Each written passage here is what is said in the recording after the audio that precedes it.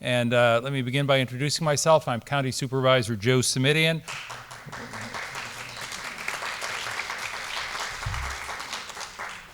Well, thank you. We should just call it an evening and go home. I want to thank you for attending what is our 9th annual Lehigh meeting. Some of you will know I began holding these meetings, when I returned to the Board of Supervisors, because my sense was that the community had questions about the situation with the Lehigh cement plant and quarry, and it wasn't always easy to figure out how to get those questions answered. So this annual meeting became the vehicle, the venue by which we were able to make sure your questions got heard and answered.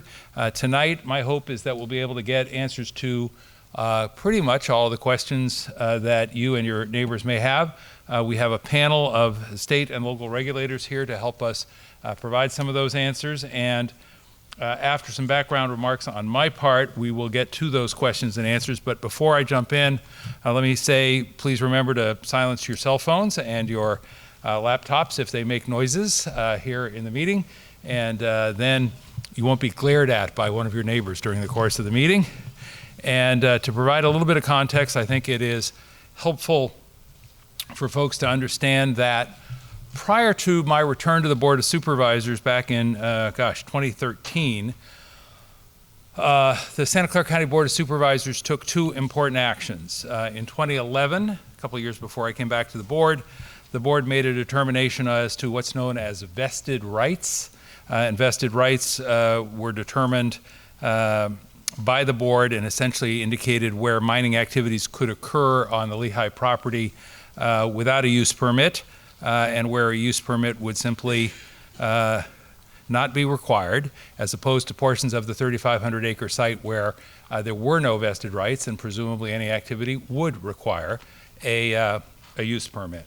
About 2,200 of the 3,500 acres on the Lehigh site are considered vested for mining activity, and proposals to mine inside that vested area are given a little more leeway, but proposals to mine outside that vested area essentially require a use permit from the county, and a use permit is a discretionary approval. It is not automatic, and it can be granted or denied by the county. So keep in mind that portions of the site are what we will call vested tonight, and other portions of the site are not. Then, following that decision in 2011, the same prior board back in 2012 approved essentially an amendment to the quarry's reclamation plan. And this is a little bit confusing because we talk about the reclamation plan in terms of reclaiming and restoring the site one day, but essentially it also articulates or describes what the plans for use of the site, use at the site will be. So even though it sounds like this is the thing, and it is, the thing that will eventually lead to the reclamation and restoration of the site, it's also an application to say, here's what we want to do before we get to that part of the process. So we'll talk more with the staff about that in a minute, but that reclamation plan probably covers, 1,200 acres at the site in terms of what are the plans for the site and what are the long-term plans for restoration and reclamation, including the timing on all that. Both sets of those determinations, the 2011 vested rights conversation and the 2012 reclamation plan, were the subject of litigation, and in both cases the court upheld the action of the prior Board of Supervisors that I'm referencing. So both the vested rights that were determined back in 2011 and the reclamation plan back in 2012 are in place as approved by the Board of Supervisors prior to my arrival on the scene in 2013. Now, at last year's meeting, I reviewed with you all some of the actions between January 2013 when I was sworn in once again. There's no magic to that date, that's just when I came back on the scene. And then we sort of talked a little bit about what had happened since. And this year, a little bit different, because ordinarily we are focused on what's happening at the site and questions get answered, and we will do that tonight, but we also have some what I would call news, or at least updates about the future of the property and what is and isn't going to happen there as we go forward. So I expect we'll have some questions about that as well. And for that, I'm afraid a recap of recent history is going to be necessary, and I want to apologize in advance. This is a little longer than we typically take at the front end of the meeting, but I think it sets the stage for the questions that will come, so please bear with me. Some of you will recall, because I see a lot of you who are very attentive to these issues, that in 2019, the folks at Lehigh submitted a new reclamation plan amendment application. Forgive all the words. And essentially that's an application to the county for the portion that is within the county's jurisdiction. Then the folks at Lehigh said, here's what our plan for future activity on the site would be, including restoration and reclamation once we get past all of our current activities. And there was proposed in 2019 as part of that application from Lehigh what I would call a significant expansion of mining activity that was proposed. There was also a proposal at that time, and these are my words, obviously, not the applicants, a proposal to chop the top off the hillside.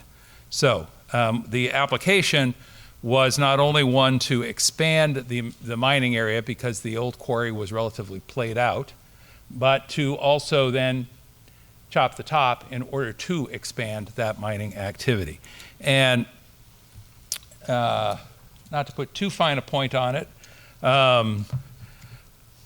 the fact that there was a proposal for expansion and to chop the top was, I thought, effectively an acknowledgement that, as I mentioned, the quarry was more or less played out, that everything in the way of limestone that could be pulled out had probably been pulled out, or at least most of what was there to take, and that the folks at Lehigh were, back in 2019, not at that time inclined to give up their mining operation, and in fact, as I say, wanted to expand it.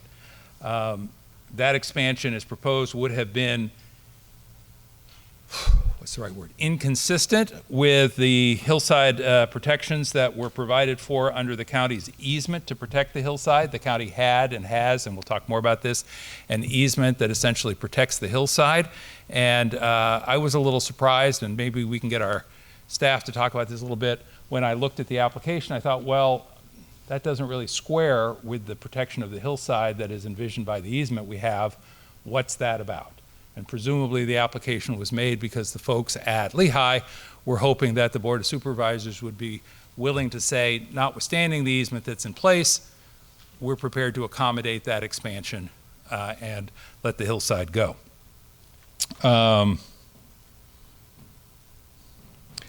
Because the proposed expansion of the quarry and encroachment on the hillside was something I could not support, did not support, do not support, could not support, and I wanted to preclude, my office and I began to consider other options. And this is where I make our office a little bit more of a player rather than a convener in this conversation. In August 2021, at my urging, a Board of Supervisors reached agreement to take our easement, which protects the hillside, and share enforcement of that easement with the folks at the Mid-Peninsula Regional Open Space District, who I want to give a shout out to because they have been not only marvelous partners, but instigators really of many of these efforts. And that's important because there are 5 county supervisors. Each one is elected to represent one district.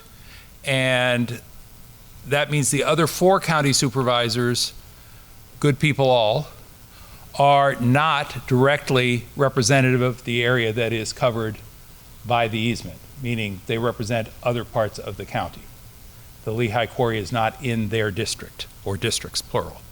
So it's good that we have the easement at the county, in my view, but on any given day, 3 members of the Board of Supervisors could simply say, we're not going to go down that path, we're going to put the easement aside, and we're going to allow an expansion of the mining activity. And they could all be folks who did not represent the area or the people who live in that area. And that gave me pause. particularly since we had an application that specifically requested expansion of the mining activity and suggested that they thought the Board of Supervisors would entertain such a possibility. So the solution was a joint effort between the Board of Supervisors, which my colleagues agreed to unanimously, and the folks at the Mid-Peninsula Regional Open Space District to share enforcement of the easement. So, sorry this is so technical, I see some scrunched up faces, so let me try and make it plain English. The Board of Supervisors, on behalf of the county, has the ability to say, leave the hillside alone. We have an easement, a legal document, that guarantees that right. But if you're still nervous that at some point the Board of Supervisors and the county might say, we'll let it go, if somebody else, like the Mid-Peninsula Regional Open Space District, has enforcement authority as well, then you have, forgive the cliche, belt and suspenders. You have two sets of protections. And since the Mid-Peninsula Regional Open Space District's only reason for being is to protect open space, it seemed to me like that was not just belt and suspenders, but a particularly rigorous protection with respect to the hillside and the acreage that was covered by the easement. So, Board of Supervisors back in 2021 makes the determination we will share our easement enforcement with Mid-Pen. That is a good thing, in my view, for the reasons I've just described, but it also has a very important consequence, which is that it sends a message to the folks at Lehigh that even if they want to pursue their application, that the chances of being able to take down the hillside and or expand the mining, given the easement, are pretty much slim to none. Okay? Now, at this point, I have to say, important to remember that the quarry, the place you dig the ore out of, is a different business than the cement plant. And sometimes we, and I do it often, say the Lehigh cement plant and quarry. But they are really two distinct entities working side by side, very much in cooperation and collaboration, but they are two distinct enterprises, and they are governed in different ways. Sorry for all that. But the cement plant and the kiln that is there operates pursuant to a use permit, meaning a discretionary permit that the county granted long ago. Different than that conversation we were having a minute ago about vested rights in connection with the quarry. Now, why is that important? Well, it's important because if you have a use permit, and the use permit says you get to do this, meaning make cement, then the next question is, well, what are the conditions of approval that are attached to the use permit? And one of the conditions that is and has been attached to the use permit is that the user, Lehigh, in performing whatever work they do, making cement, has to follow all of the applicable governing laws, regulations, federal, state, regional, and local. So in 2022, I asked our board to approve a 10-year review of any and all violations at the cement plant and the quarry. And the board agreed and asked our staff, and you'll hear from them in a minute, the planning department and the county counsel's office, our legal counsel, to go off and assess how many violations had there been during the prior decade. Let's do a look back. And I'm mentioning this because many of you through the years have said, well, you know, there was this, there was that. What does it take to say, can't do that? And part of the challenge was they were in isolation, they were remedied, but I thought that it would be helpful to say, all right, let's just take a 10-year look back over our shoulder. The planning department, who you'll hear from, and county counsel's office, who you'll hear from, did that 10-year look back, and they came back and said, well, actually there have been a total of more than 2,135 violations during that 10-year period, and millions of dollars in fines. And I see some faces. To be fair, not all the violations were what you would call major, but even minor violations, in my view, 2,135 is a lot of violations, even over a 10-year period. And some of the violations clearly were quite significant, quite. So, with that information, we were able to have a conversation at the Board of Supervisors, and we asked the staff at the county to refer the cement plant's use permit to our Planning Commission for a hearing as to whether or not the use permit should either be modified or outright revoked based on that long history of violations. And as you might imagine, that got the interest and attention of the folks at Lehigh.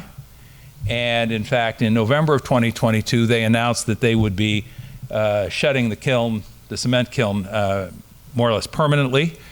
And while I think many in the community found that a welcome announcement, one of the obvious questions is, how do we know that's real? How do we know that's lasting? And it occurred to me that the way we might make it real and lasting was by having a legally binding agreement.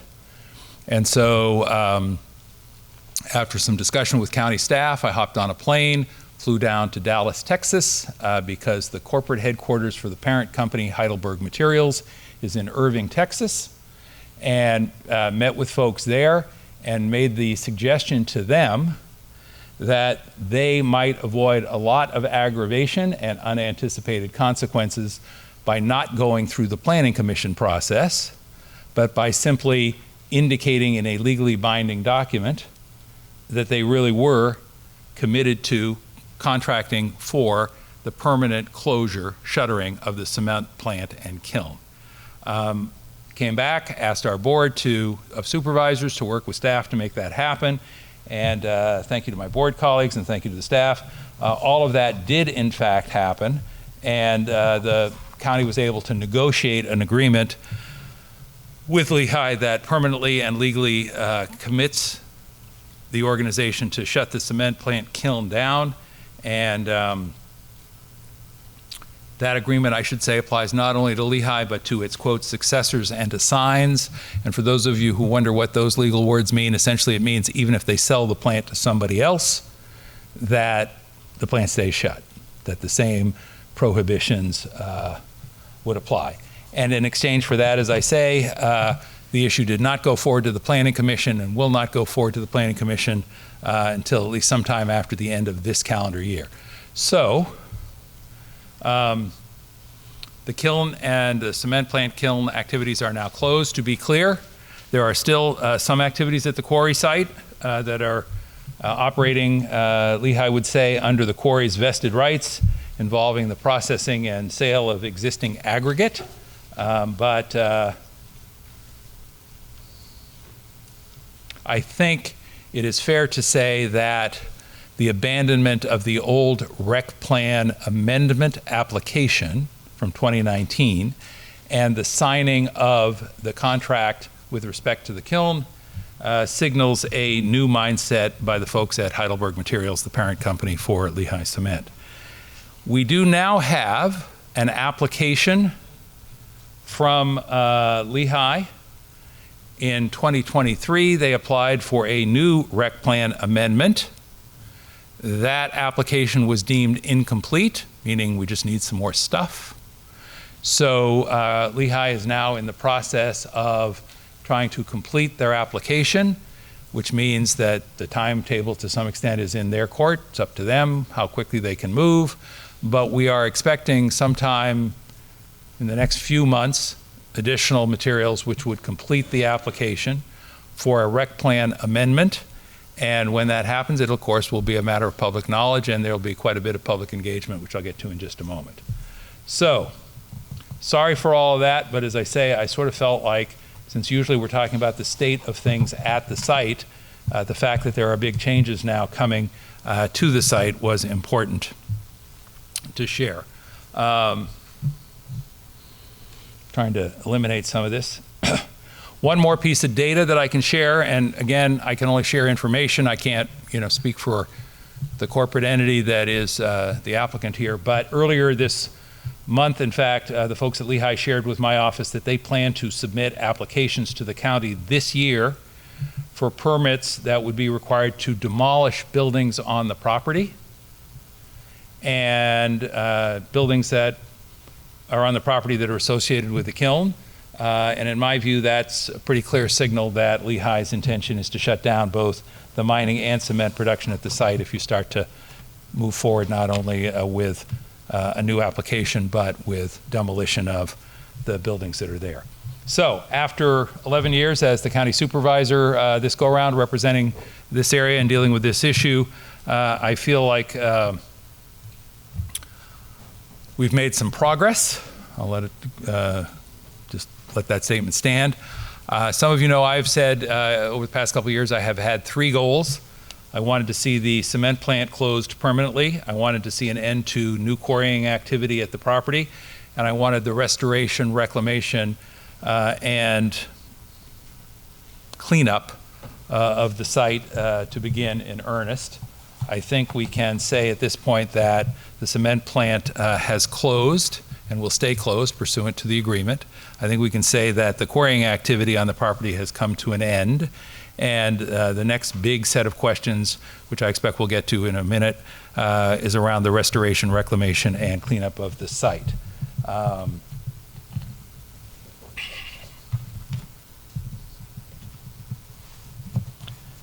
believe it or not, I am shortening my remarks. I know it doesn't seem like that, but.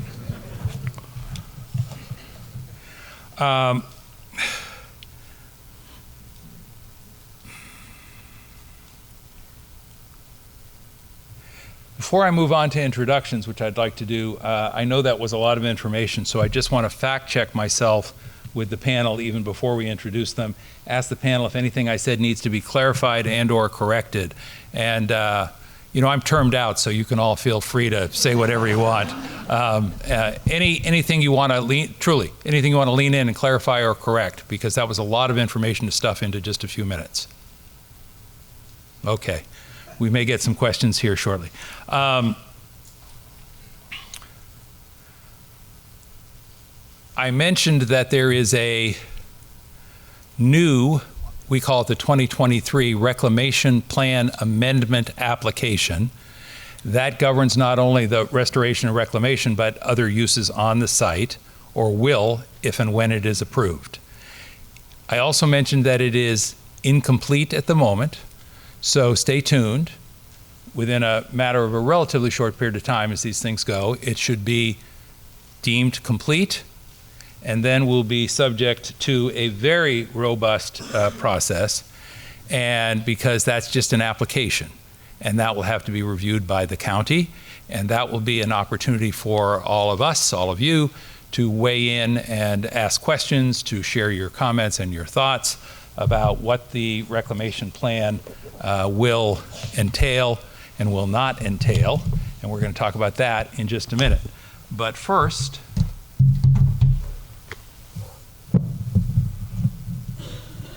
I do want to say thank you to a bunch of folks, including the City of Cupertino, for once again hosting us, and their manager is here, as well as I think a majority of their council members, so could you please give them a round of applause to say thank you.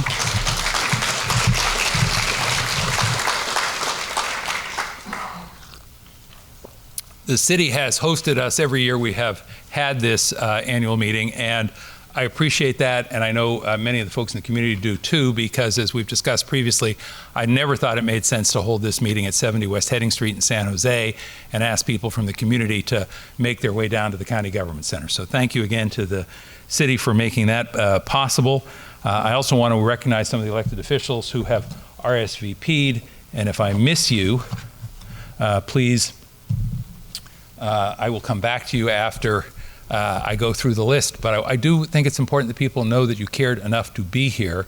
So from the City of Cupertino, the council members Hung Wei, Kitty Moore, and Sheila Mohan, the mayor, are here. Would you just wave your hand so people can see you? Thank you. From Los Altos, we have Lynette Lee Eng, and I think Nisa Fliger is going to be coming along a few minutes later, but council member, thank you. And from Mountain View, we have Margaret Abe Koga. Thank you. Maria Ristow from Los Gatos. I saw you walk in. Thank you. Tina Walia, Saratoga. Murali Srinivasan, the Vice Mayor of Sunnyvale. Where are you? There you are. Right here in front of me, I'm pretty sure I saw Los Altos Hills Council member Linda Swan right there, right here in front of me. We have a representative, I believe it's Zach Contini from Senator Dave Cortese's office. Where are you, Zach? Somewhere, there you are, over here, hiding, okay. And from Representative Ro Khanna's office, I know Tom Pike was hoping to join us, but ultimately decided he should watch from home. So let's give him a shout out even though he's virtual. From the Foothill De Anza Community College Board, Patrick Ahrens, our trustee, who brought his family apparently. And Senator Josh Becker sent Alex Kobayashi from his office. Alex, thank you for joining us tonight. And from the Fremont Union High School District and former council member and mayor, Rod Sinks. Rod, thank you for being here. Now, did I miss any of you? Amazing, thank you for that. Here's why I think it's important to mention these folks. I am from time to time told that the Lehigh cement plant and quarry is really, quote, just a Cupertino issue. And what I wanted to demonstrate by the participation and presence of the folks I just introduced is that it is clearly an issue of regional importance and significance, if not beyond. So that is why we have so many folks here from all of these various jurisdictions. And I should also mention, because I mentioned them in passing earlier, that the Mid-Peninsula Regional Open Space District, whose board members have been real partners in many of these protections, are not able to attend tonight because this is the night of their own board meeting, but they have sent staff who I'm sure are taking copious notes and will brief them when they get back. We have people attending tonight both in person and virtually, so if it seems a little less crowded, I think that may be because many of the folks are watching and participating virtually. If you're joining us online, I wanted to say, as we are speaking to you, wherever you may be, that you can type a question into the Q&A, and one of the folks from my office will get me that question. We will not be using the raised hand function, so again, questions should be submitted using the Q&A function. And if you're here in person, looking at all of you, and want to ask a question of our panel, you can just write your question on one of the cards that should have been provided and hand it to one of the folks from my office. And if you just raise your hand with your card, someone will come by and pick it up. I see, is that Kelsey back there who's walking about taking cards? And if you need an extra card, we have some on the tables out front, or you can just raise your hand and someone from our team will bring you an extra card. Also, I know that some of you have included questions in advance when you registered. And don't worry, we have a list of those questions and my materials that I have here in front of me, and time permitting, we will get to as many of those as we possibly can. I'm going to begin by asking the panel to introduce themselves and give us a brief update on what they've been up to over the past year with respect to Lehigh. And as part of those introductions, actually after each introduction, I'll also have what I call a starter question or two for each of our panelists.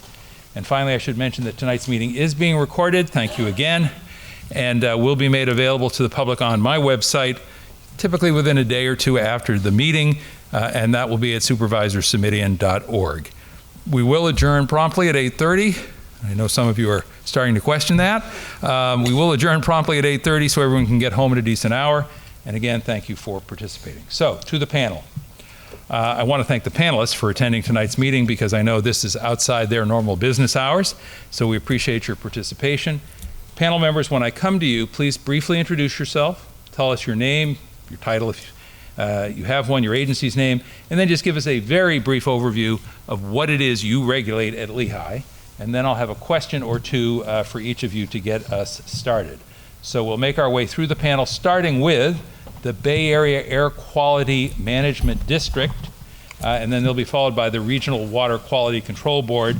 So let me turn to Ms. Bauer and Ms. Tran and ask you to start us off by introducing yourselves and briefly explaining what you do at the Air District, including the extent of the district's regulatory authority. Welcome and thank you. Thank you, and good evening, everyone. Thank you, Supervisor Simitian, for the invitation to join all of you this evening. I'm Viet Tran, Deputy Executive Officer of Public Affairs for the Bay Area Air Quality Management District. I oversee our communications, media relations, our Legislative and Government Affairs Office, which is at the local, state, and federal level, and then finally our External Affairs Office, which manages our relationships with the local governments, our community-based organizations, and our sponsorship programs. Very quickly, about the Air District. The Air District is responsible for regulating stationary sources of air pollution in the 9 counties in the Bay Area. Our board, of which Councilmember Abe Koga is a member, oversees policies and adopts regulations for the control of air pollution within the district, which is the 101 cities and 9 counties of the Bay Area. And then finally, the Air District is responsible for the permitting of these stationary sources, ensuring their compliance with our rules and regulations, as well as enforcing our rules and regulations. And with that, I'll pass the mic over to my colleague, Dr. Meredith Bauer. Okay, did that come on? Yeah, great. Hi, everybody. My name is Meredith Bauer. I'm the Deputy Executive Officer for Engineering and Compliance. And the parts of the Air District that I oversee it's our Engineering and Permitting Division, our Compliance and Enforcement Division, and then our Health Risk and Reduction Program as well. And so I just want to note that we have rules and regulations, and the permits are kind of like the contract that ensure that the facilities adhere to those rules and regulations. And then you've got the enforcement folks who come in if there are any, making sure that all the rules, the regulations, the permit limits, all of that's followed. So that's what my shop is really about. And then before I turn it back over to Supervisor Simitian for these prompt questions, I did want to mention that before I came to the Air District, I was at the U.S. Environmental Protection Agency for 20 years, and one of the projects I got to work on there was the air monitoring project for toxics down here. That was about 15 years ago, and that's when I first really became aware of the plight that you all had, this big bad neighbor just up the hill. And, it's been a hard road for you all with this burden, and what do we do about it? How do we make progress? And to sit here tonight and hear this good news I just want to take a moment and hope that you feel your burden is eased a little bit. And I know the road you're not all the way there. There's reclamation, there's more to come, but it's a tremendous thing that's happened, and after all these years of trying to get progress. So thank you, and thanks for inviting me to be here tonight. It's such an honor. Well, thank you both. Last year, I asked you about essentially what would happen if Lehigh wanted to restart operations. Would Lehigh have to go through a review process with the Air Board? Tonight, that question's actually somewhat moot because of the binding agreement between the county and Lehigh, in which Lehigh has agreed not to start or restart operations. So instead, let me just ask, and let's focus on how the Air Board will regulate any remaining activities or operations and the reclamation activity at the site once it commences. What can you share with us about that? Well, there's still some ongoing operations that aren't necessarily related to the cement production. There's a rock plant it's considered a small rock plant, but nonetheless, there's still aggregate moving through, being taken out, trucks coming in and out. So that's part of what we regulate. It's a permitted part of the facility, so that continues to be something that we enforce. We have ongoing surveillance, so one of our inspectors visits routinely to ensure that the permit conditions are followed. Now, when it comes to the reclamation, that's not something that I know in advance. What do we need to have permit conditions for? It really depends on what the reclamation looks like. I imagine we will be worried about, we're not worried, but we will be attentive to any demolition that would bring in our dust rules. To the extent there may be asbestos in the buildings, we would ensure that we've got the right rules and regulations are followed, and the plans would be in place before that would happen. So those are some of the primary ones. And then there would be things related to the trucks going in and out. There may be some CEQA involved, and the planners may talk about this more later, so I don't want to get ahead of us. But to the extent that there is some bigger environmental review, we would be the agency looking at the air quality portions of that. Did you want to add anything to that yet? Okay. Well, let me ask if you could briefly summarize what's referred to as Lehigh's banking application and its current status. Sure. This is part of a much bigger program that actually comes from the Clean Air Act, which is through non-attainment new source review and permits. It's been around for many decades and this is a regional, so I want to be very clear about this. This is not a local focused thing. This is a regional program that is established in the Clean Air Act, and the Bay Area has as part of their program, and here I think it's called no net increase. So the idea is when a facility either decreases their emissions permanently, and that's very important, it has to be permanent, those emissions can be converted into what's called credits or offsets, and they go into a bank. So, and it's kind of like you monetize what would have been those emissions, and it's not that you can just go, sell them here and there. They can be sold throughout the region, but they would be at a discounted level. And so that's why the Clean Air Act set it up this way. It's that you still can have industry, but every time you get reductions, you ratchet it down just a little bit. So that's the idea here.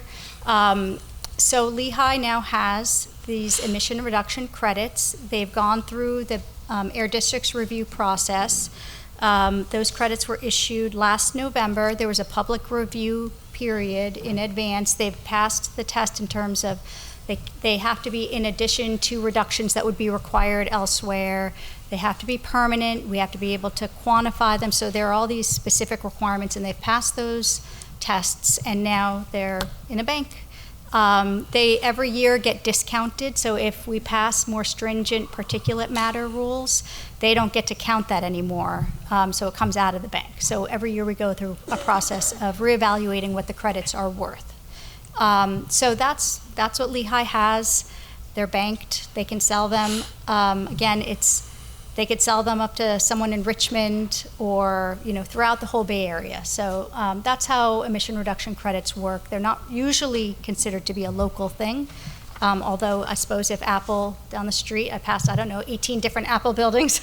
I suppose if they wanted them, they could talk to Lehigh. But that's kind of not really. It's not like you trade up the street that way.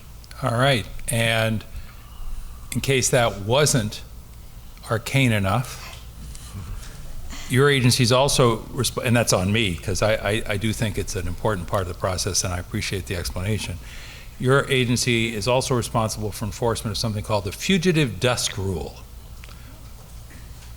What is the Fugitive Dust Rule? And if you could describe the purpose of the rule and its current status. Of course.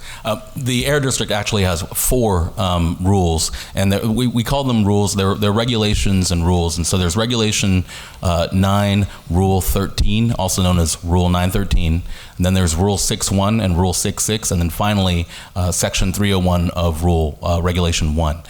These 4 rules govern and have provisions regarding fugitive dust. And that fugitive dust, with regards to Rule 913, has to do with track out, has to do with unpaved surfaces, as well as the wide range of operations at the Lehigh facility.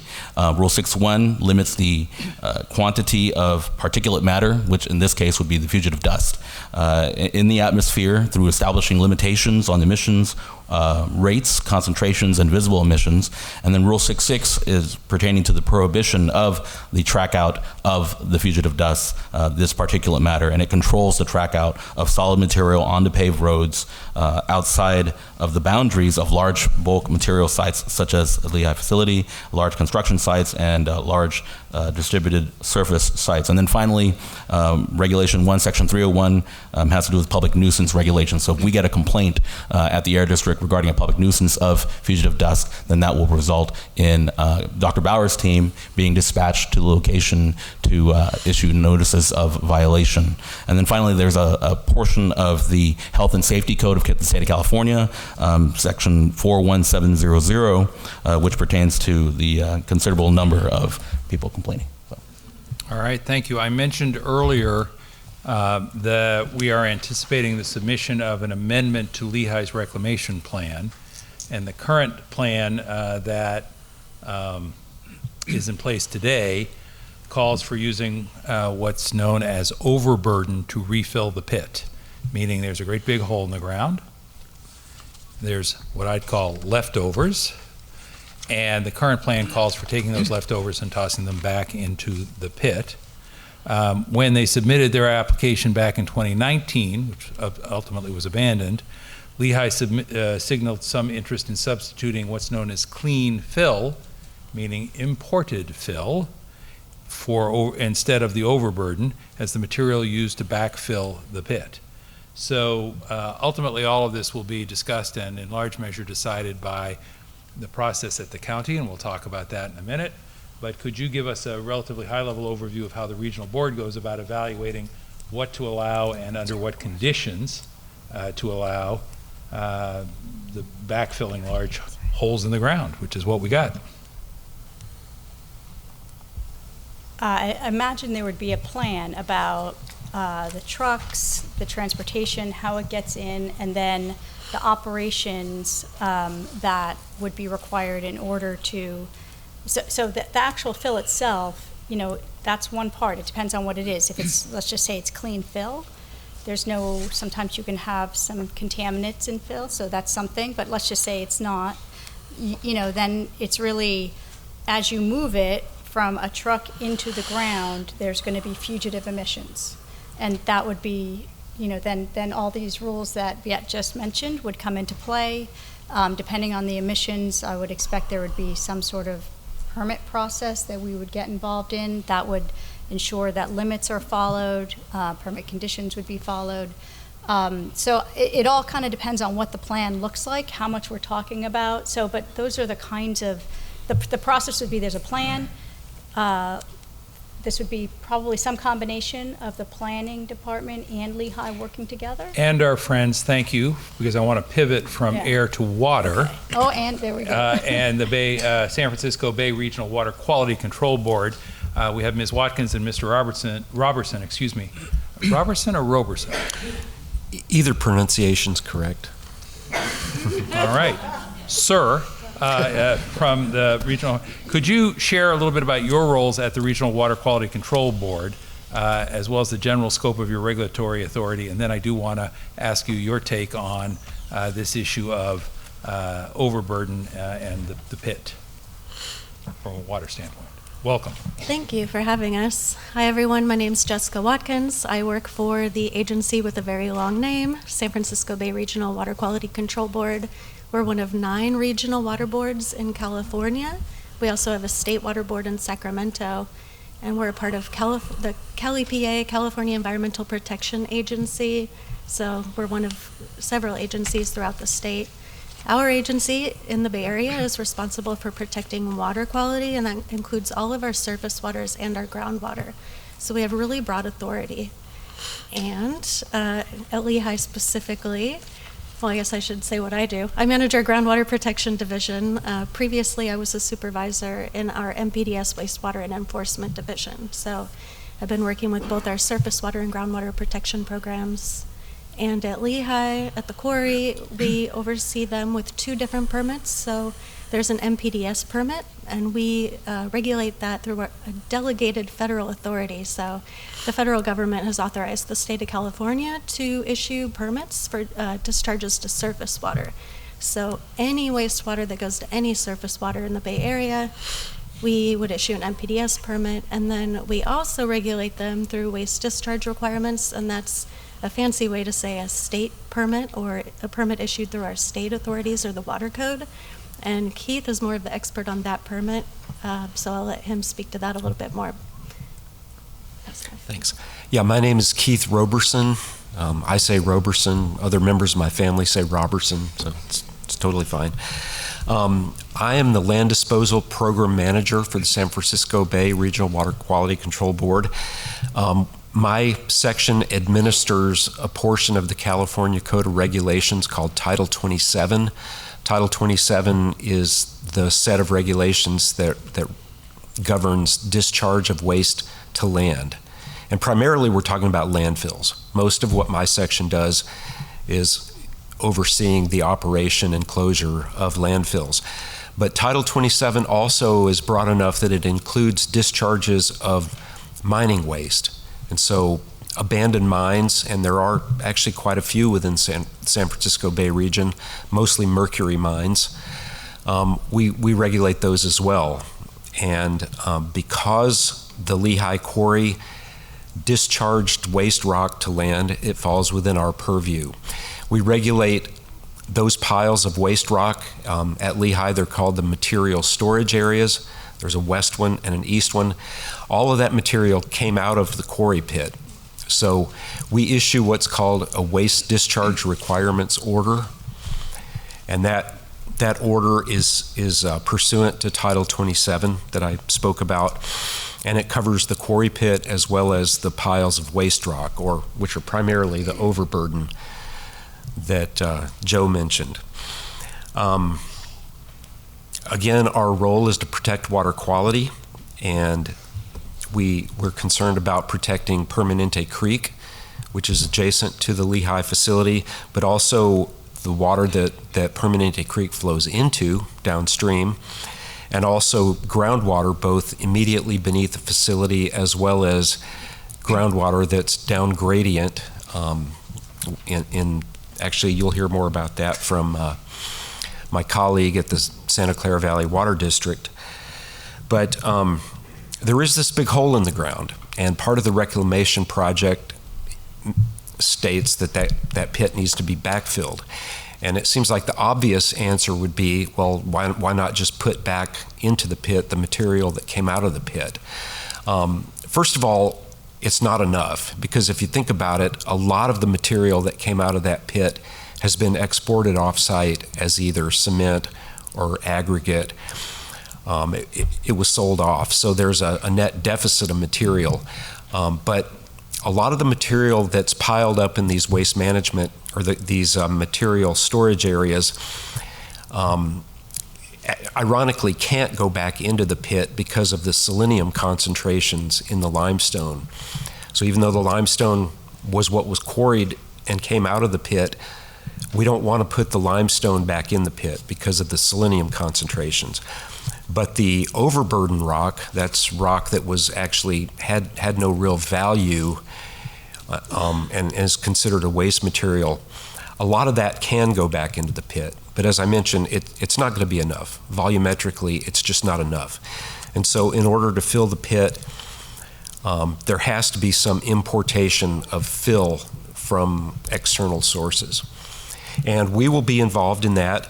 The Regional Water Board will have to establish material acceptance standards.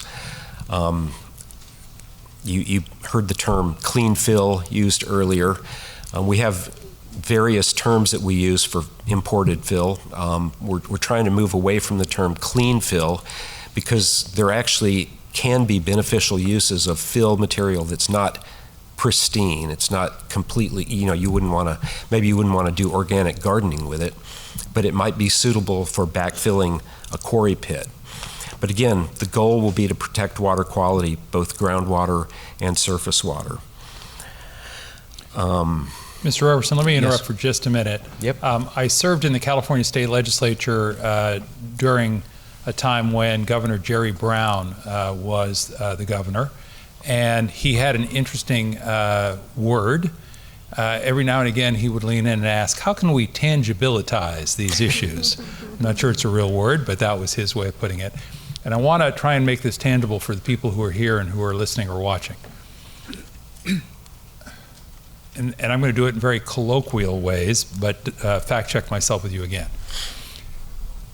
This reclamation plan amendment application that you heard referenced earlier is essentially an application from the property owner and says, okay, we're wrapping things up. Now we have to reclaim the site and restore it and clean it up. And that entails filling the big hole in the ground. And the question is, what do you fill the big hole in the ground with? And in some respects, the business model for Lehigh or its parent company is let's actually collect money from people who want to come and dump their clean fill in the hole, because then we make money and we get the hole filled, which we have to fill up as part of the reclamation process. That will entail a number of truck trips. Those truck trips will generate concern in the community. Some members of the community will ask, as you suggested, why don't you just use the stuff that's sitting around? And the response is likely to be, as you heard, Number one, there's not enough, and number two, some of it's kind of dirty. And so this will be a big part of the discussion, I predict, during the reclamation plan amendment hearings at the County of Santa Clara, about which we will eventually hear more. And that will be a long process. I think that's a couple of years, all due respect to the speed of things.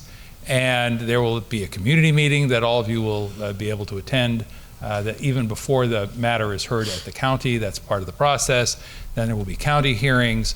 So I just want to sort of tee this up for you right now as an area where there's likely to be some back and forth, some give and take, some push and shove, whatever cliche you want to trot out. But in real terms, that's what's coming to the community for debate and discussion in the months and years ahead. Back to you, Mr. Roberson. I was just trying to think of how I could use that word. Tangibilitize? Yeah. I'm at a loss. I can't insert that into a sentence right now. But yeah, these soil acceptance criteria will be numbers that will be negotiated. The material that goes into the pit will have to be suitable for that purpose. The last thing we want to do is to allow the Lehigh Corporation to import another problem and put it into this site. We want to make sure that the soil acceptance standards don't do that. But there will be public hearings on this, and you'll hear more about it. It won't be done under a cloak of darkness. There will be opportunities for public comment on this process of establishing the acceptance criteria. And one thing we want to make sure that doesn't happen is that we don't want this pit to become a landfill. We don't want it to be a source for placing wastes, garbage, rubbish, refuse. It can't be used for that purpose. All right. At the risk of stating the obvious, we all have noted the heavy rains this winter, and I'm just want to make sure we take advantage of your presence here, folks from the Regional Water Quality Control Board.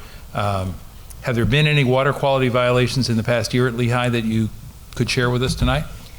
There have been no there have been no violations of the WDRs or the MPDS permit. But what I can share is... And a WDR, again, for everybody is?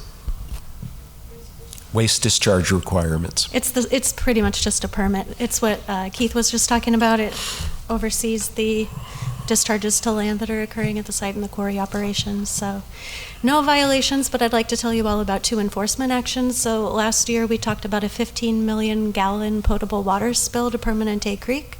And for those who don't know, potable water has chlorine in it. And it's okay for us to drink it, but it's acutely toxic to fish at extremely low concentrations. So just this past August, in August 2023, we issued a penalty for $600,000. And the good news for us, as a part of that, about half of the penalty is going to be used for a supplemental environmental project. And so there's the Pond 22 restoration project, about 250 feet of Permanente Creek, just south of downstream of the facility, is going to be restored. Lehigh is committed to spend between $860,000 to $1.2 million on this project, and $300,000 of the penalty can go to that. So instead of just giving us the money, they're putting the money to good use in the community. And we think that's a win because they're going to be spending more money than the penalty.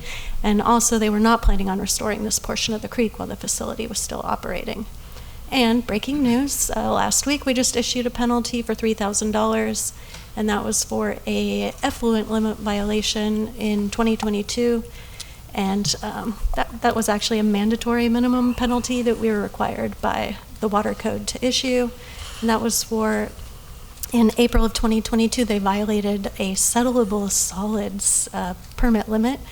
And I'm sure you're wondering, I've never heard of the pollutant settleable solids before. And that's because it's a kind of a technology-based limit. So in the MPDS permit, we regulate a lot of pollutants you've heard of, like chlorine and chromium or arsenic, not in this permit, I'm just naming some pollutants, but We often regulate pollutants and solids. We can't test for every single pollutant in a waste stream, so sometimes we'll just test for how many solids are there, and that's a test to see how good their treatment system is working. So if the treatment system isn't working well, we might not detect a pollutant, but we would expect that there might be some pollutants there that we haven't detected. So that's why we have a limit for that, and that's why we test for it. So All right. that's it. Thank you very much. Now we're going to move on to Valley Water, who is not to be confused with the Regional Water Quality Control Board, although they both deal with water. And Mr. Tick is with us, and I'd like to ask you to introduce yourself, explain Valley Water's role, and then a couple of questions for you. Thank you, Supervisor Simitian, and welcome. It's a pleasure to be here. My name is Jeff Tick. I am a Senior Water Resources Specialist at Valley Water, or Santa Clara Valley Water District, where I'm supervising the groundwater quality unit there. So that's one aspect of our agency. But for those of you that are not familiar with our agency, Valley Water provides safe, clean water and flood protection, as well as stewardship of streams and surface waters in Santa Clara County. Valley Water is also the groundwater sustainability agency that is delegated as protecting our groundwater subbasins here in the county as well. We own 10 reservoirs, 3 water treatment plants, 1 water purification center, 285 acres of percolation ponds that you might have seen throughout the county, and we manage over 275 miles of creeks within the county. We actively monitor local groundwater basins and conduct regional assessments throughout our county, as well as replenishing aquifers with both local and imported surface water. This helps mitigate, obviously, demands from overpumping groundwater, as well as protecting threats from saltwater intrusion within our county in those areas that are adjacent to the bay. I do want to point out that Valley Water does not directly oversee any of the Lehigh operations, since, as we just heard here, Regional Board is responsible and has the regulatory authority over groundwater and surface water quality at many sites, but again, at the Lehigh site specifically. However, we do at Valley Water work closely with the regulatory and land use agencies to help protect the water quality and provide technical assistance when needed. Let me just ask, and I know this won't come as a surprise to Mr. Chick, when I talk to people about Lehigh, the impacts to groundwater and drinking water are often sort of top of mind. My recollection is that there are some groundwater wells that your district monitors at the site or proximate to the site. Can you give us a quick update on findings, if any, there? Yeah, so we do this, we do assessments on a multi-annual basis. So just recently, we did an analysis of all of our water supply, domestic and monitoring wells surrounding the Lehigh vicinity. And we report these out on a yearly basis at this meeting. Things, for the most part, concentrations haven't changed. And what we see in the most recent data, and again, I want to mention that we aren't specifically monitoring the operations at Lehigh. So these are water supply wells that extend, most of which extend into the lower floor basins, but are serving our down gradient of the Lehigh facility. So in our recent analysis, we monitor for contaminants such as arsenic, mercury, selenium, and chromium-6. And in our analysis, we see over the last year, we had over 400 samples that we analyzed, and only about 3 to 9% of those showed detections in those water wells. However, of those 3 to 9% detections, almost all of those were less than half of the regulatory limits. by state action levels and federal action levels. And that's been pretty much the consistent trend that we've seen over the last couple of years. So there really hasn't been any reportable changes there. Let's see. So the groundwater quality in the area from our analysis is generally of high quality and consistent with the conditions across the Santa Clara Basin and further down gradient, right, and towards the valley floor. So what we're seeing on that is generally high quality in those wells, Okay. As well as organics that we analyze consistently as well. All right, thank you for that. I want to turn now to our host, actually, the City of Cupertino, represented by City Manager Pamela Wu.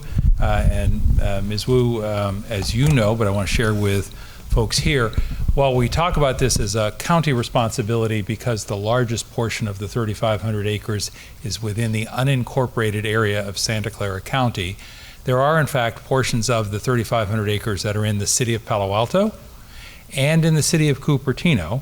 And in fact, I think at least a couple of the parcels, Lehigh parcels, are in the city of Cupertino. So could you share with folks, please, a little bit about where things stand with the city of Cupertino parcels, as well as any future plans the city may have for them? Of course, Supervisor Simitian, and thank you again for hosting your nice town hall in the beautiful city of Cupertino. I want to welcome all of you in our community hall and for those of you who are joining us online. So for the parcel that are within the city jurisdiction, potential jurisdiction right now, our general plan and land use policy prescribe them for a low density hillside. And you may ask, what does that mean? So these policies were developed in the past, envisioning that how do we protect the hillside and to avoid overdevelopment in the future. Regarding its future uses, and City Council in Cupertino has been contemplating to host a study session and talk about what would be the compatible potential uses for our community and what is the benefit for our Cupertino residents. And all of you remember since last year when the announcement of the operation for cement plant has ceased, we actually, staff has been communicating with Heidelberg Materials since then, have multiple and number of communication.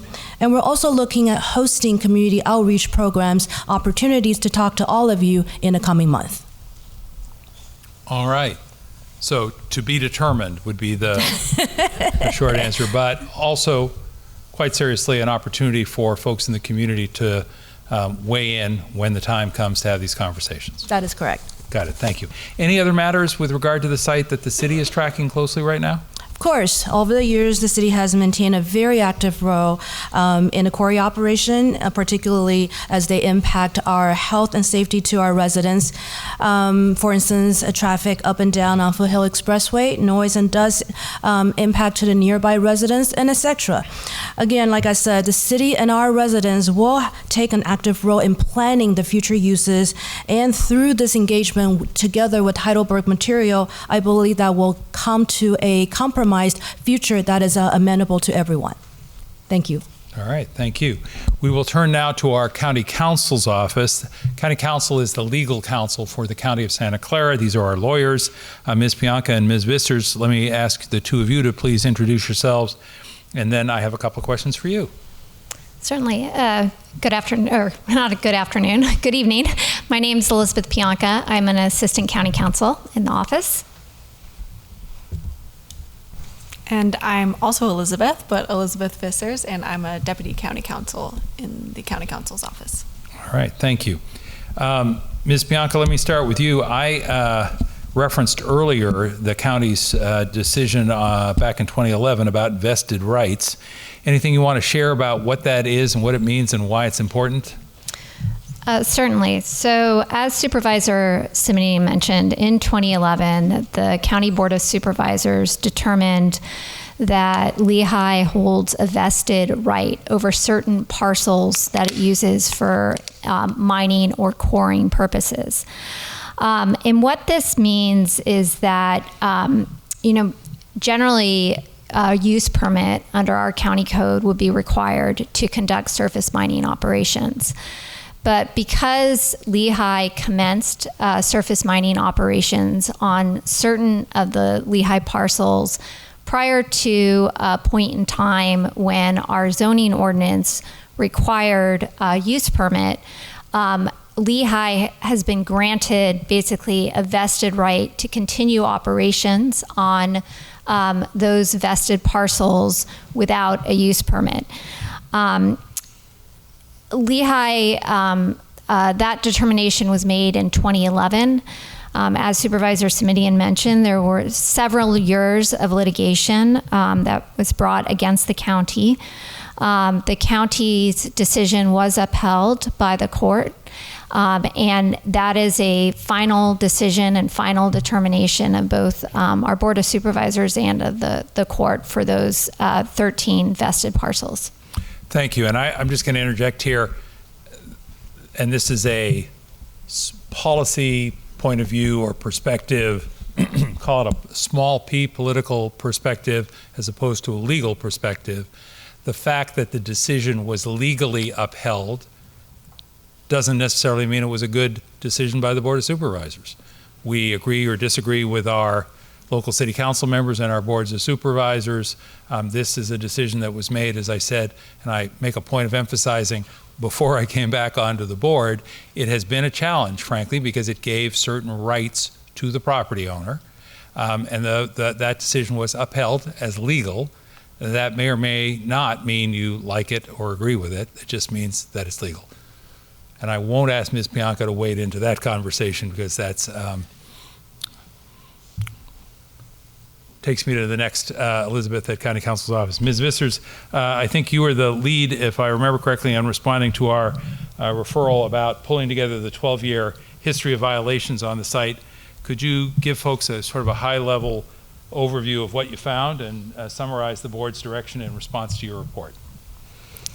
Of course. So as Supervisor Simitian mentioned previously, the report found over 2,000 noticed violations over the last 10 years, and that was kind of surveyed from a number of different agencies, including those sitting on this panel. So the Bay Area Air Quality Management District had 37 noticed violations, and we had the Regional Water Board with over 800 noticed violations.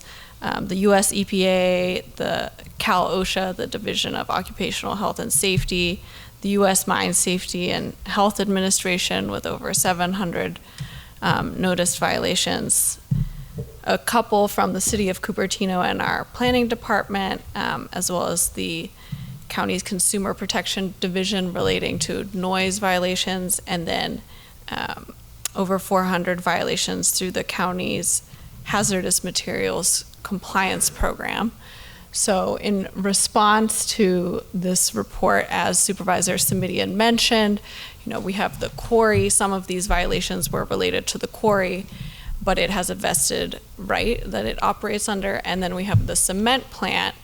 Some of these violations were related to the cement plant, and that operates pursuant to a county use permit. So the board directed that the Planning Commission hold a hearing to consider whether to modify, revoke, or reaffirm the use permit in light of this history of violations and the fact that the use permit had a condition that Lehigh basically follow all applicable laws. And then maybe thinking ahead to your next question, there was further direction that... And I mentioned earlier, thank you, Ms. Vissers, you are anticipating my next question, which is there was the agreement then between Lehigh and the county for the permanent closure of the clinker kiln, the cement kiln, that was also approved by the board. Could you tell us a little bit about sort of the highlights of the agreement so people know what's the deal? Right. So, as has been discussed, the top highlight of the agreement is that Lehigh agreed to permanently close its cement plant kiln, which is used to produce what's called clinker, and to never restart it or apply for a new one. Related to that, they also they abandoned their right under the use permit to operate a kiln. So we really knew for sure they have no rights currently from the county to operate a cement plant kiln. And then they also agreed to proceed with the development of decommissioning and demolition plans for the portions of the cement plant that was used for clinker manufacturing, including the kiln, and complete the closure and demolition in compliance with all applicable laws, including some of the county ordinance code relating to hazardous materials closure and other federal, state laws and regulations. All right, thank you. Let's turn now to environmental health. Dr. Underwood and Ms. Tracy, could you introduce yourselves and share a little bit about what oversight role your agency plays at Lehigh? Who are you and what do you do? Okay. Hi, Dr. Marilyn Underwood. I'm a toxicologist and the director of Department of Environmental Health.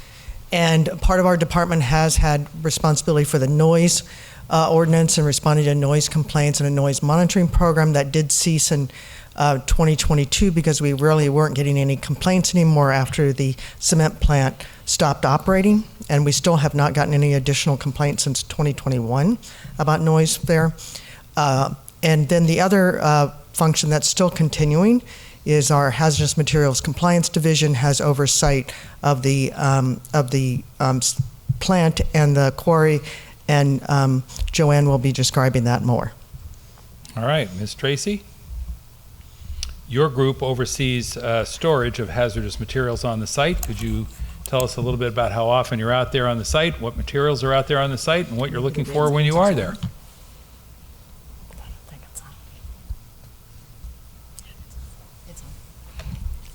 Good evening. My name is Joanne Tracy. I'm with the Environmental Health Department, and I'm a manager for the Hazardous Materials Program. So we administer the Hazardous Materials Storage Ordinance for the county, as well as some other state-mandated programs for hazardous materials compliance. And we ensure Lehigh's compliance with the laws and regulations through routine inspections. And how often did you say you're out there? Most of the programs that we regulate have a 3-year inspection frequency requirement, but what we do is do different areas of the plant each year, so we're out there at least once a year. Okay, thank you. And planning is out there more often, when we'll get to them in just a moment, but while we're still with Dr. Underwood and Ms. Tracy, the 2023 Rec Plan Amendment application that submitted by Lehigh proposes to close the site, and the County Planning Department will lead that effort in terms of review, as I've indicated. But for your agency, are there any separate closure processes or permits that will be applicable here? I'm thinking of things like hazardous materials, septic systems, and the reason I'm asking, and the reason this meeting is taking as long as it is because there are so many different agencies and departments that regulate, and it is sometimes hard for people to know to whom they go for what, or where to raise their particular concerns. So what's your piece of that process when the time arrives? I'll just speak to any septic or wells that I think you want to look at the future use of it, and so certainly they wouldn't necessarily close if they're going to be or could be used for some future use. But if they were going to be closed, then that would, any future use would come by us to make sure that they were adequate for that future use or for closure. Do you want to speak to the hazmat? Yeah. Yes, for the hazardous materials areas, they are required to get a permit with us for that closure, and we oversee just to make sure that they are disposing of any hazardous materials, hazardous wastes in compliance with the regulations, or if they're transferring them to another location, that they're following the requirements for that. We also do inspections just to make sure that the area is cleared of all the hazardous materials and is in clean, good order. All right, thank you. Let us go finally, but definitely in the last but not least category, to county planning. Ms. McKyle and Mr. Salisbury, can you introduce yourselves and tell us all a little bit about the regulatory role the county planning department is responsible for? Hello, I'm Lisa McKyle. I'm the Deputy Director in the Department of Planning and Development at the county. I oversee mainly the planning services as well as the operations of the department. And through the planning division of our department, we oversee the Samara ordinance. And with the additional explanations, I can go ahead and hand it over to our principal planner, Rob Salisbury, who's also our zoning administrator. Thank you, Lisa. Thank you, Supervisor Simitian. Good evening, everybody. My name is Rob Salisbury. I'm a principal planner with the county and the county zoning administrator, and I administer the county's Surface Mining and Reclamation Act program. What that entails is a variety of tasks, processing any applications that Lehigh might submit related to their rec plan. So we have the 2023 rec plan that Supervisor Simitian mentioned. We have the Permanente Creek Restoration Project that we've been processing. We also have a few other minor ancillary permits, Hall Road. And then Lehigh just recently applied for a restoration project, which Regional Water Quality Control Board touched on. So I, as a SMARA program administrator, I lead the team that conducts monthly inspections of Lehigh Quarry. And then I also lead the team that does the required annual SMARA inspection. SMARA is a state law, so under that state law, we are required to do at least an annual inspection, then write up an inspection report, and then submit that to the state. Also in charge of reviewing what's called a financial assurance cost estimate, which I think we'll touch on more later. All right. I mentioned earlier, and it's been referenced a couple times, I think, that Lehigh submitted, last year, submitted a reclamation plan amendment application that was deemed incomplete. I think just this past December, the determination was made that it's not yet ready, it's incomplete. So what are the expected next steps? Is there a deadline by which they need to resubmit? Or, I mean, for folks who are trying to follow this and play a role, what's the timeline look like? Yeah, thank you. So the next step is for Lehigh to resubmit their application. As you mentioned, we did deem that application incomplete in December of last year, provided quite lengthy list of additional information that we require in order to fully analyze their application. And so, of course, the resubmittal that we're expecting should contain the information and the corrections and revisions that were specified in the incomplete letter. Lehigh has until May of 2024 to resubmit their application without paying a late resubmittal fee, and until December of 2024 to resubmit with payment of a late resubmittal fee. Okay. Have you had any indication, understanding that you can't speak for them or be responsible for their decisions, but any indication when they think they might submit the revised, updated, and presumably complete plan application? Based on recent discussions that we've had with Lehigh, we do expect it possibly May of this year. Okay. And again, just for the many cities and individuals who are represented here tonight, that would be a time for people who wanted to know, hey, what's being proposed, to say, I'm going to take a look at that document and I'll know what's being proposed. Yes? Yes. All right. As long as we're on the subject, has the county planning department issued any violations to Lehigh since last year's meeting? No, we have not. Okay. The last violation that the county planning department issued to Lehigh was in 2018 for sediment discharge into Permanente Creek, and Lehigh completed the work required to abate and correct that violation in 2020. All right. Just a couple of quick questions about the financial assurance cost estimate, the FACE that you referenced. Can you remind us all what that is and why we would care, and where we are in the current annual review process? Yeah, I'd be happy to.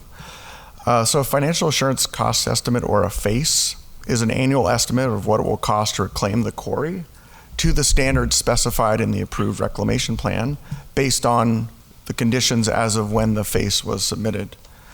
So FACEs are prepared by the quarry operator based on state mandated methodology and reviewed by the planning department for adequacy and accuracy. Once the county planning department deems the FACE is adequate, it's sent to the State Department of Mine Reclamation for review. And once their review is done, then we can formally approve the FACE. Once the FACE is approved, the operator is required to submit a bond or bond increase equal to the amount specified in the approved FACE. And this bond can then be accessed by the county for the purposes of reclaiming the quarry, should the operator be unable to do so.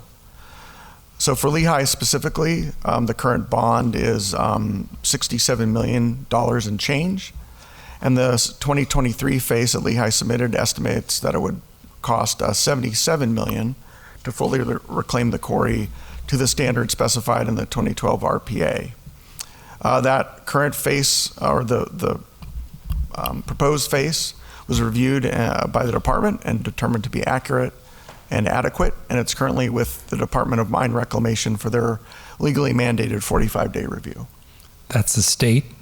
Correct. And I should just interject here, given the long period of activity on the site and the substantial activity on the site, I have frequently asked, really? That doesn't sound like that much money for 3,500 acres in terms of restoration and reclamation. And so I have been pressing on the planning department, and they're going to smile politely like, yes, he has been pressing on the planning department. And my recollection is that you actually went and got an outside consultant to evaluate the sufficiency of the face, and they came back and said, yeah, it's pretty close, maybe a few $100,000 more. Am I remembering that right? You are, yes. And that then we said to the state, you know, is that really going to be enough? And the state said? The state has said in their experience, no face has ever been fully adequate to reclaim a quarry. Okay. Let me ask a question then of folks at planning about the Permanente Creek Restoration EIR, which I believe has been finalized. What's the status of the grading permit application in connection with Permanente Creek Restoration? So Lehigh received grading approval with that EIR. That was a preliminary approval that was looking at the broad concept of the restoration work. And so the next step is for Lehigh to submit a grading permit application, which is specifying in detail, engineering level detail, how that work is going to occur. And Lehigh has not yet submitted that permit application, but we do expect that will be submitted relatively soon. There's other jurisdictional permits that Lehigh is going to need to get before work can commence. So we don't know exact timeline for that submittal, but we do think it'll be relatively soon. And Mr. Salisbury, you mentioned in passing a Hall Road violation, which was the subject of great community interest not too long ago. What's the status of the grading abatement application, which is related to the Hall Road violation?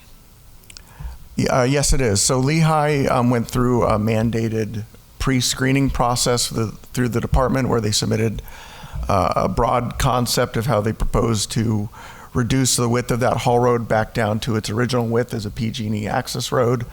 We provided some feedback to Lehigh based on that pre-screening, and we expect to receive a formal abatement application shortly. And that is to address? That's to address the Hall Road. The Hall Road originally was an access road utilized by PG&E to access some of their equipment. It was widened by Lehigh in order to facilitate transport of material from Lehigh to Stevens Creek Quarry. That transport has now ceased, and we're asking Lehigh to reduce the width of that road back down to what it was when it was being used as a PG&E access road only. All right. Thank you very much, and I want to thank the panelists for the overview and the response to questions. I know that took an awfully long time. The hope was that many of those questions would be questions that you all asked, and I can tell you from the questions we got in advance and tonight that many of those questions were in fact questions of interest and importance to you all. So I hope we've covered a lot of that ground. I do have more questions in front of me, and again, remember that you can simply raise your question card and someone will pick it up. And for our online audience, remember that questions can be typed into the Q&A, and as the veterans of this event will know, questions we don't get to tonight will be retained. We will farm them out to the relevant agencies, and we will put the answers to your questions on our website in my office. So your questions will get answered. It's a lot of work, frankly, but I have found in years past that people really appreciate the fact that there's a place to get their questions answered, and that is all documented and retained. Planning. Question. There are 2 quarry sites. Are both covered by all these remarks? We've got this question a number of times. No. This community meeting is only specific to Lehigh Quarry. There is a separate quarry across the ridge that is Stevens Creek Quarry. But again, this meeting is only dealing with Lehigh Quarry. All right.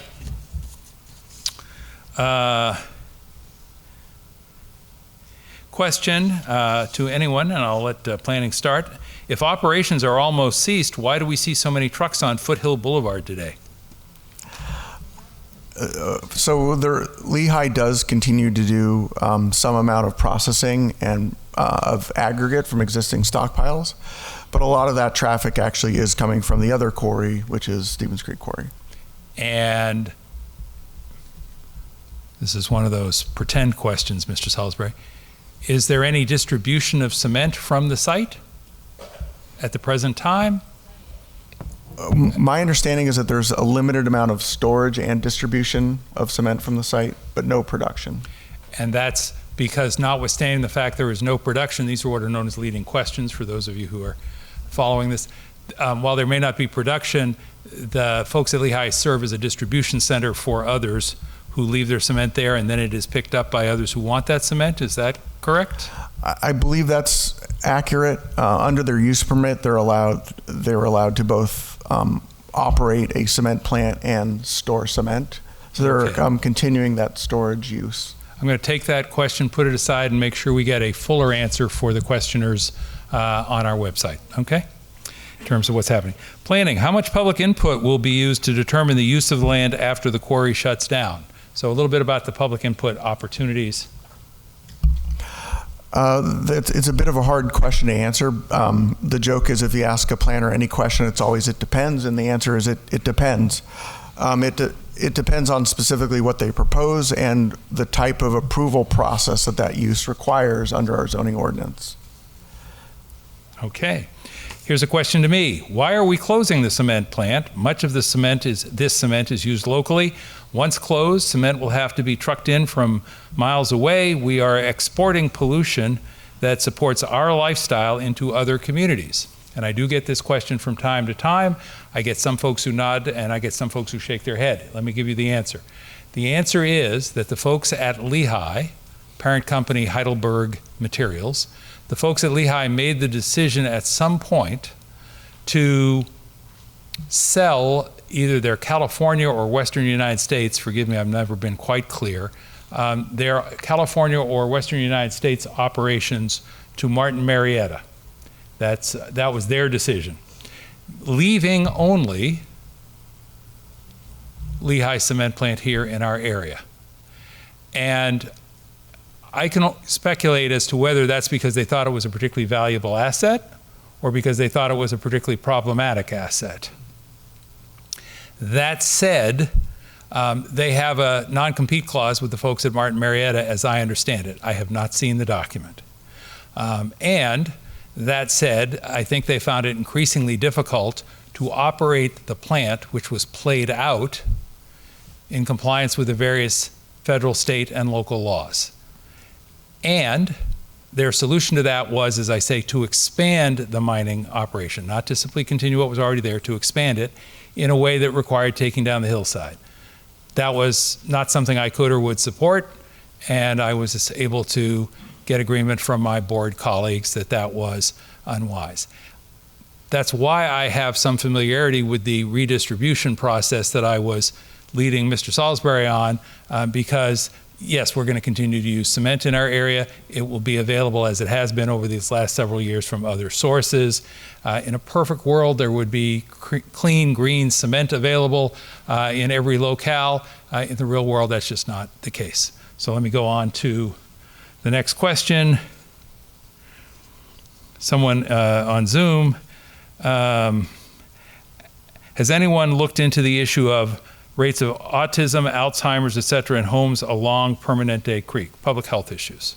Environmental health, is that your bailiwick at all? No. Whose bailiwick is it? Yeah, autism, what was the other? Alzheimer's in homes along Permanente Creek. Yeah, so there, I know the public health department, it's hard to look at some of that data because you don't collect it in a surveillance program like you do collect. We have cancer surveillance programs in our state. We have birth defects surveillance, but so it might be harder to do that, but I can certainly pass that on to my public health colleagues. All right. And as I mentioned earlier, the folks from the Mid-Peninsula Regional Open Space District, their board members aren't here tonight because they have a board meeting, but they submitted an attached question, and others in the audience have also asked about interim stabilization of the ridge line. And the question I have from someone is, Mid-Penn has enforcement authority for the ridge line, and it has reported no significant failures over the baseline measurements. However, it has documented existing fractures that indicate that there may be a need to provide interim stabilization to the ridgeline. How does the 2023 Reclamation Plan Amendment application address this concern, if it does? Insufficiently. And questions about interim stability were one of the many questions that we asked Lehigh to address in their resubmittal. So when the application was deemed incomplete, that was one of the reasons why it was deemed incomplete? Not the only one, but one of the ones? That's correct. Okay.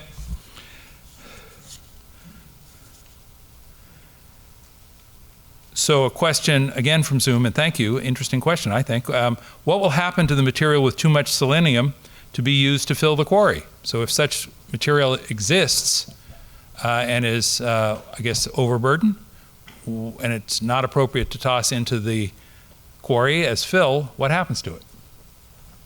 Largely, it's going to be contoured and left in place, capped and left in place. Capped and left in place, Mr. Robertson? I haven't seen a proposal yet about what's to be done with that, but I agree with Mr. Salisbury that that's probably the most likely case. Okay. For planning, here's someone who says, the mine has been a significant part of Santa Clara Valley history, touching much of the valley. What are the plans for historical preservation of buildings and facilities and artifacts, if any? Under the approved reclamation plan, there's already some requirements, some of which at Lehigh is already fulfilled. With respect to a cabin that was on site, I believe that was occupied by Mr. Kaiser. There's some other requirements that Lehigh has to fulfill with respect to some historically significant mining equipment. To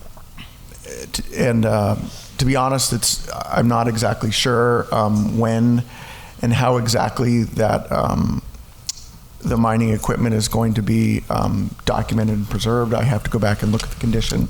My recollection is that it's at least going to be photographed carefully, and then records turned over to the county archives. And are those all issues that will be necessarily considered as part of the Reclamation Plan Amendment application process? Yes. CEQA, among many other issues, covers... CEQA being the California Environmental Quality Act? Correct. California Environmental Quality Act also covers, among many other issues, historic resources. And so those issues were already evaluated when the current approved 2012 rec plan was up for consideration. And certainly if any changes to historic resources that are in the 2023 plan, those will get evaluated under CEQA. Okay. So if people have concerns about those historic issues, those can and should be raised during the review of the Reclamation Plan Amendment application, yes? Yes. Okay. And that allows me to say, not to divert too much or too long, but all of that is going to take that plan. Well, let me actually go to the timeline question and then I'll weigh in, because we do have a number of questions about the timeline for reviewing that and process for reviewing that application. So the question is, to planning, what is the timeline for returning it to as planned and promised, meaning the site? What will the area be used for in the future, and when? Why don't I stop there? So this one's not so much about the process as, so what's the timeline for getting it back to what was planned or promised, and what will the area be used for in the future? Do we know? We don't know. The current approved rec plan and the new rec plan that we're currently reviewing just specified that the end use is going to be open space, and from there, of course, the property owner could apply for any number of different uses. Regarding the reclamation timeframe, under the proposed rec plan, which we've been discussing, which, as we noted, calls for importing clean fill to backfill the main pit. In total, it's about a 40-year time horizon, about 10 I'm years. sorry, I'm going to pause you for a moment and ask you to say that again. About a 40-year time horizon. So that's where I want to ask you to pause for a moment. I'll be termed out before then. And I say that in all seriousness because there is an election this November for a new county supervisor in District 5, which is where we are and the plant and quarry are. And so this is the opportunity I want to encourage all of you. I want to encourage you to take this opportunity to make sure during the course of the campaign between now and November that you communicate with the candidates and hear from them. After the primary in March, there were 2 candidates left. One of them is Ms. Margaret Abekoga, who I referenced earlier as present here. The other is Ms. Sally Lieber. You'll want to talk to them about this issue if you care about the future of the facility, because the process and certainly the impacts will run for years and years, and that next supervisor is going to play a key role, we hope and expect, in dealing with these issues. Back to you, Mr. Salisbury. So we'll hear about all this timeline, and we don't yet know what the future use is, although open space is currently referenced, yes? Yeah, that's correct. And if I could just add a tiny bit more detail about that timeline. Under the 2023 rec plan that we're currently reviewing, a large portion of the reclamation will be done in the first 10 years. And then really it's the effort to import clean fill to backfill the main quarry pit. That's going to take an additional 30 years just because of the length of time it'll take to import that volume of clean fill into the main pit. Question goes on to ask, are there any beneficial reuses of the site that would be considered other than simply restoring it? Things like renewable energy, fishing, water storage, carbon capture. I mean, those are all possibilities. It is, of course, still owned by Lehigh Quarry, and it would be up to the property owner to submit an application for whatever future use they think might be worthwhile for them to pursue. Water storage, which for some folks means reservoir, is an issue that I think has been looked at previously. I can't remember if it was the Valley Water folks or the Regional Water Quality Control Board that looked at this issue and essentially said not a good use of the site. Am I remembering correctly? Yes. Okay, so just for those of you who think, did anybody look at the possibility of using the site as a reservoir? The answer is yes, and the determination, at least initially, was not an appropriate use. And if you'd like, go right ahead. Yeah, so in 2022, Valley Water reviewed this with staff and preliminary studies, and based on that proposal of placing a reservoir in there, it was deemed that any benefits would be very small to water supply and flood control, and any benefits would be far outweighed by the cost and the feasibility challenges with that. So it was that proposal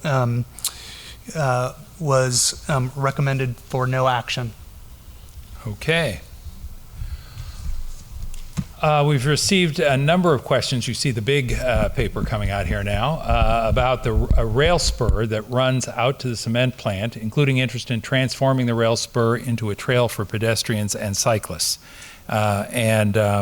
Just let me start by saying I understand the community's interest in the rail spur. At last year's meeting, there were similar questions that were submitted, including, could the rail spur be used to bring in fill material and/or help with removal of equipment and materials as appropriate? As you can see, there are a lot of hypotheticals about the rail spur. What I can tell you is that the spur is owned by Union Pacific Railroad, and that anything sort of beyond that is really relatively speculative at this time. This is an area where we'll all just need to stay tuned.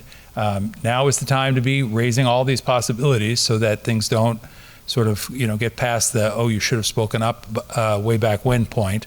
But I just want to say, this is a potential use that is really both longer term, not something that will be dealt with in the next several months or even next couple of years in my assessment, given how long these things take. And there are some challenges in dealing with Union Pacific, and I don't mean that as a criticism, I just mean working with railroads and the federal government role there is a challenge, and you see some heads nodding. Anybody want to amplify on that in terms of the planning department's view of the rail spur potential? Because I get this question a lot, and it's not terribly satisfying, frankly, to my constituents when I say, you know, one day we could have that conversation, which is really what I've been saying. No, nothing to add. All right. Thank you. Because I'm mindful of the time, I want to try and do these as sort of lightning round questions. Question, do we know how contaminated the site is and what it will take to clean it up? Kind of a broad but bottom line question. Anybody?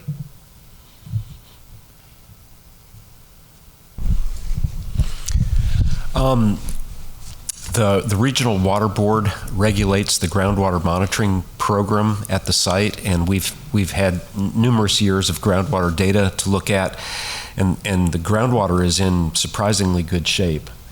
I don't think there's any need for any groundwater remediation. I think really all of the cleanup work is going to be resolved through the reclamation plan. All right. So again, underscoring how important that reclamation plan is going to be and the importance of people using the process there as their opportunity to weigh in about what they want to see in the way of a reclamation plan effort. Can someone roughly quantify the number of daily truck trips that are needed to import sufficient outside fill to fill the hole, and for how long? We've estimated 600 truck trips a day over about a 30-year period. Would you say that one more time, please, Mr. Salisbury? 600 trips a day for about 30 years. Okay. And the reason I asked you to repeat that is you heard me mention earlier that I thought there would be some lively debate about the extent to which overburden on the site could and should be used to fill the hole, and the extent to which imported clean fill, to use the old-fashioned term, could or should be used. And I mentioned the fact that there are traffic considerations. And so this is going to be a lively debate for the next Board of Supervisors to take up, along with the Planning Department and our Planning Commission. And Ms. Pianka, I always put you on the spot on this one. My recollection is that the hearing for the application goes to and through the Planning Commission and only goes to the Board of Supervisors if appealed, but we can almost be assured that somebody will be unhappy with the decision at the Planning Commission and it will be appealed. That's correct. Okay. The Planning Commission is the first decision maker, and there can be an appeal to the Board of Supervisors by any member of the public. Okay. Will Lehigh receive compensation for their land and buildings?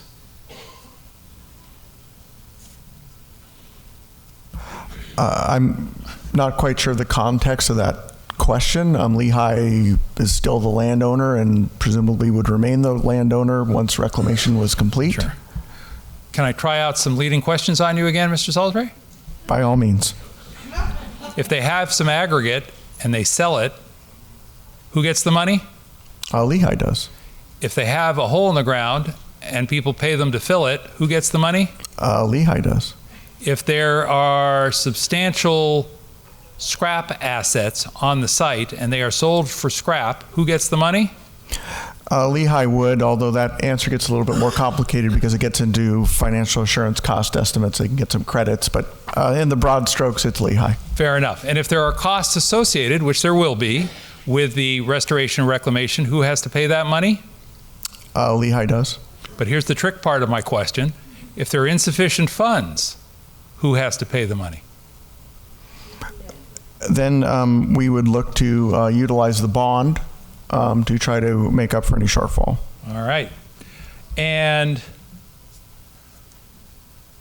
let me put the city on the spot just a little bit. The acreage in the City of Cupertino is acreage that is limited for is identified for low density housing. Did I understand you correctly, Ms. Wood? Correct. Low density hillside development. Okay. So the study session that you referenced, which will be coming at some point in the foreseeable future, will be in part about what the appropriate potential uses of that site might be, including perhaps housing on the site. Looking at my council members, I'm assuming that's going to be the goal. Okay, always wise to look at the council members. And presumably if housing was developed, the financial beneficiary would be The city. the city. Okay. Well, we also have a housing element that we're trying to accomplish. Okay, so you'll have the benefit of the housing, but Lehigh would be working with some developer to develop the sale of the property or That is correct. Okay, all right. Lots of different pieces to the question about compensation. Question, and I'm going to take this is from Zoom, and I think it's coming to me. What happened to the notion of the county buying the property? I had surfaced that idea at one point, and ultimately we found other ways to address the challenges of the continuing use of the site for a cement plant and a quarry that did not necessitate buying the property with funds that no one had been able to identify. The possibilities, I think, are many. One possibility that has floated from time to time is the possibility of taking advantage of all of those different financial possibilities that I described, restoring the bulk of the property, which is in the unincorporated county, to open space, as you heard, and then perhaps giving a non-development easement to the folks at Mid-Peninsula Regional Open Space District. That is not even a formal proposal, let alone a decision, so I don't want anyone to go away misinformed or ill-informed by my tossing that out. It's just one of the things that's been talked about as, well, instead of the taxpayers being asked to buy the property, couldn't we look at an alternative that kept it as open space while allowing some portion of the site perhaps to be used for a limited amount of housing and allowing these other opportunities to generate revenue? All of that, again, will be a function of the reclamation plan amendment and the conversations with the City of Cupertino and decisions made by the council there. So stay tuned and truly stay engaged. And at this point, I think I can say we have all of the questions, Chris, or do we have a few more? Well, in a very technical way, I am advised by my office that we have way more questions, and I'm going to take one of those questions before we wrap up, Chris. So, nope. This is my way of putting the burden on you. That's.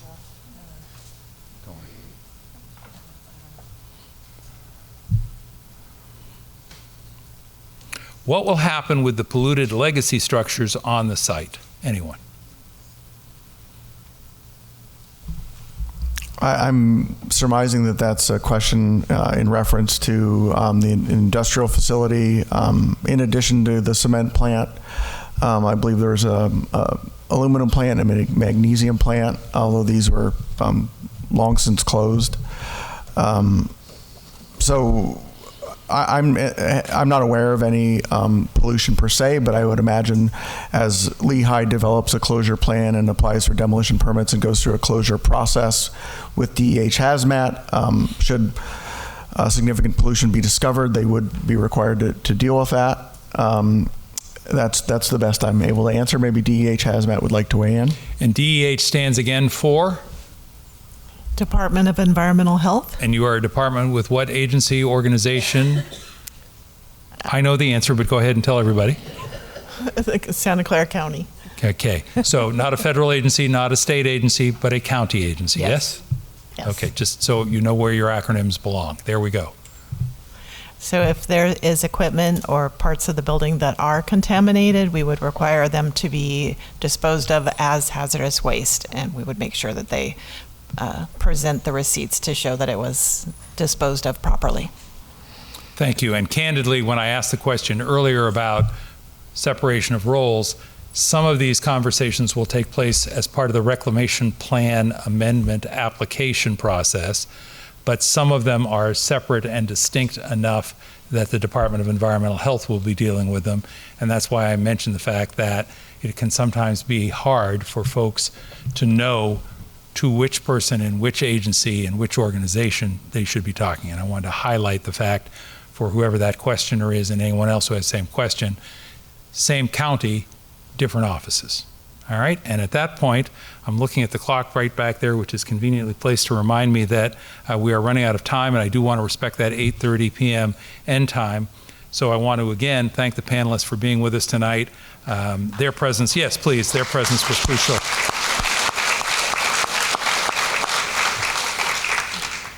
And I also want to thank the City of Cupertino once again for hosting us. They make it very easy for us to be here every year. Thank you for that. And yes, let's give them a thank you. And I certainly want to thank those of you who showed up tonight. I know you could be doing almost anything else, almost anywhere else, and you chose to be here. Not just the elected officials, but all the members of the public who have been so engaged on this issue, as you referenced, for so many years now. Thank you. Your voices have been an important part of getting us to a better place over the course of this last decade, even though there is still work to do that will take a great many years. And I also want to thank the folks at Heidelberg Materials for engaging in these discussions with me, my office, and folks at the county and in the community.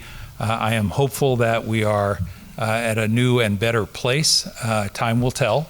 As I mentioned at the outset of the meeting tonight, I have had 3 goals: to see the cement plant remain closed permanently, to see an end to the quarrying activity on the property, and obviously hopeful that the restoration and reclamation cleanup of the site will begin in earnest very, very soon. And you know, I will say this has been, there was one question that sort of said, well, you know, we need cement from someplace. And I think it's an altogether fair point.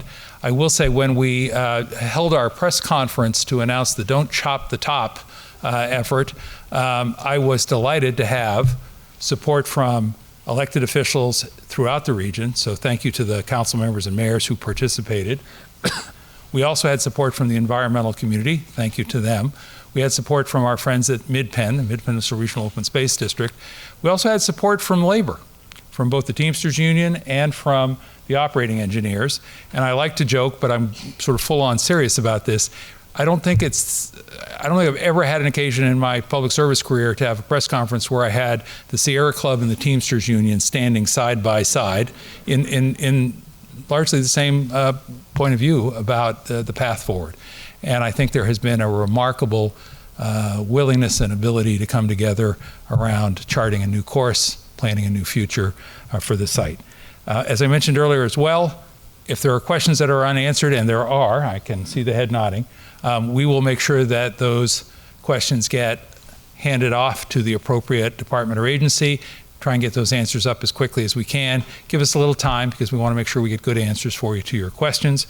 And with that, I will say thank you to all of you once again for being here this evening. This is my last annual Lehigh meeting. Thank you all very much.